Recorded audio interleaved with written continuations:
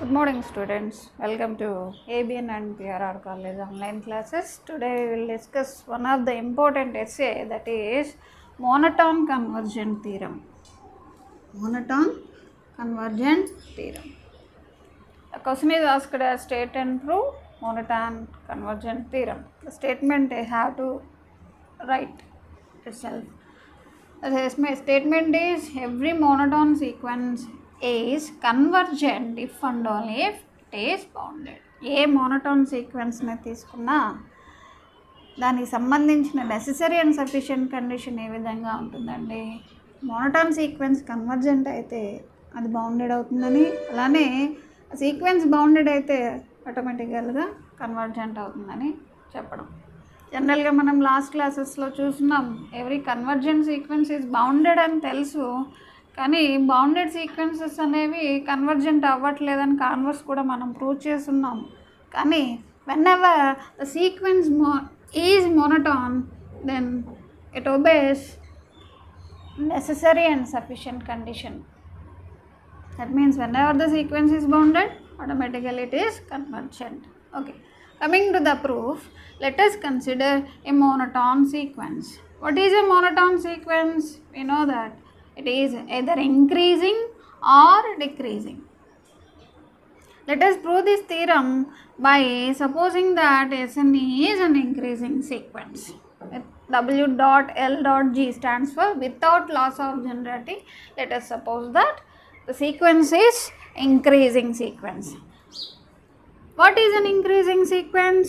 It is in the form of all terms having the relation like this: S1 is less than or equal to S2, S2 is less than or equal to S3, and so on. Sn is less than or equal to Sn plus 1, and so on. Smaller terms are smaller than bigger terms.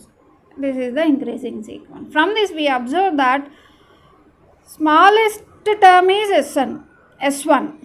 That means S1 is less than or equal to Sn for every n, means every term is bigger than S1. That means S1 is the lower bound of the sequence, which means that whenever Sn is an increasing sequence, then obviously it is bounded below.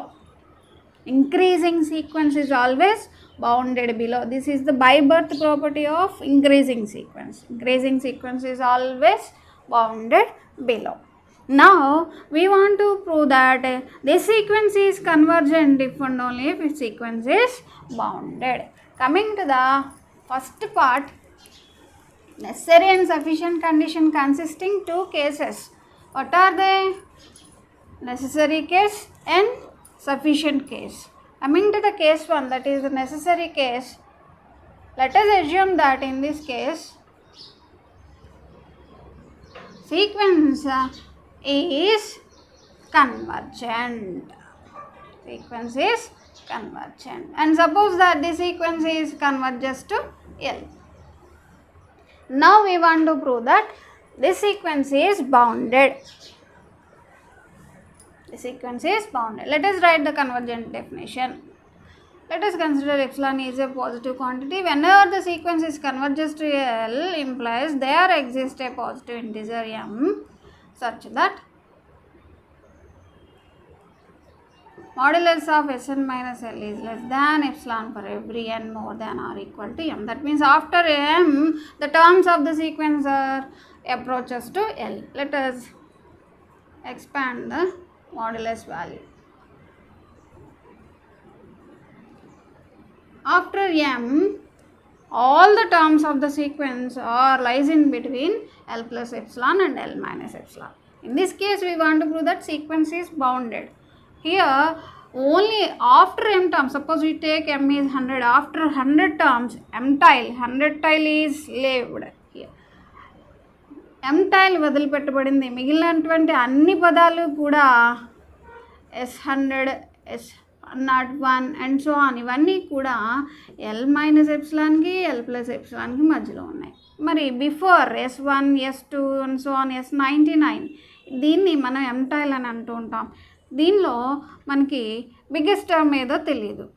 Bounded చెప్పాలంటే అన్ని పదాలు lies in between any two real numbers, then only we can say that the sequence is bounded. For that, let us consider a technique is that K1 is maximum value of M-tile and the upper bound, and K2 is the minimum of M-tile and lower bound. Then we can easily conclude that all the terms of the sequence Sn are lies in between K1 and more than or equal to K2. Thus we can confirm that K1 is upper bound and K2 is lower bound. Whenever the bounds exist, both bounds exist, then we can say that sequence is bounded. That means here we had proved that sequence, whenever the sequence is convergent, then it is bounded. This case is already discussed in the last classes. Now coming to the second case. What is the second case? Here let us assume that sequence Sn is bounded. Then we want to prove that it is convergent. What is our claim here? We want to prove that sequence Sn is convergent. This is the claim. For that, here let us use the assumption now. We assumed that the sequence is bounded.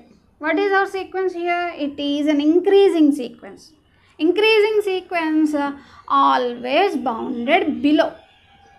Now we assumed that it is bounded, means we added the extra properties that it is bounded above. This is our assumption. So Sn is bounded above.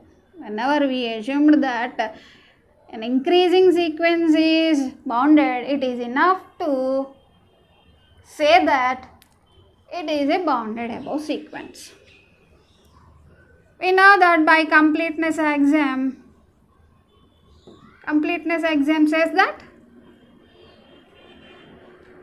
every bounded above sequence has supremum, every bounded below sequence has infimum. Like that, here Sn has a supremum. Say supremum of sequence Sn is some k, which means that all terms of the sequence are less than or equal to k. So it is equation 1. Now coming to the supremum definition again. What is this? This is the supremum, means it is the least upper bound. Let us consider epsilon is a positive quantity, implies k minus epsilon, which is less than k, because we subtracted some value from k, obviously it is less than k, is not an upper bound. Not an upper bound, because what is k? It is the supremum, means it is the least upper bound. Upper bounds అన్నింటిలోనూ చిన్నది, దీనికంటే తక్కువైంది ఏది కూడా upper bound అవ్వదు అని అర్థం. That means k minus epsilon is a lesser quantity than k, then obviously it is not an upper bound. Which means that we can pick up an integer m such that there exists a term of the sequence in between k minus epsilon and k. K minus epsilon and k, which means that we can say that Sm is more than k minus epsilon, for m being a positive integer. Let it be 2. Now let us use the definition of increasing. The definition of increasing. What is our claim in this case? We want to prove that the sequence is convergent. Okay. Sequence is increasing, which means that in generally we can write the definition of increasing as smaller terms are lesser than bigger terms. This can be written in other words as whenever n is more than m, obviously Sn is more than Sm. Suppose this is 10, this is 9. S10 is obviously more than S9, which means that S9 is less than S10. Smaller terms are lesser than bigger terms. This is another definition of increasing. We can write it. This is 3. Now let us arrange 1, 2, 3 in order. For epsilon being a positive quantity, we can pick up a positive integer m such that what happens? From 3, Sm is less than or equal to Sn after m terms, and Sn all terms, not only after m term, all terms are less than k or equal to k, and k is obviously less than k plus epsilon. This is by using from 1. Now using 2, what is if Sm nth term is more than k minus epsilon from 3. We merge all three inequality 1, 2, 3, then we get the condition is like this. Okay, by using the n terms and omitting nth term is less than Sn is less than k plus epsilon after m terms. We get the condition is like this by using the 1, 2, 3 inequalities, which means that modulus of Sn minus k is less than epsilon after m terms. This is nothing but limit of Sn when n tends to infinity is k. Limit exists, therefore our sequence is convergent. Whenever the sequence is increasing and it is bounded, we prove that it is a convergent sequence, which means that a monotone sequence which is bounded is convergent. Similarly, we can prove whenever Sn is a decreasing sequence, we can also prove this theorem. Sequence is convergent if and only if bounded. This theorem is known as monotone convergent theorem. Okay, thank you.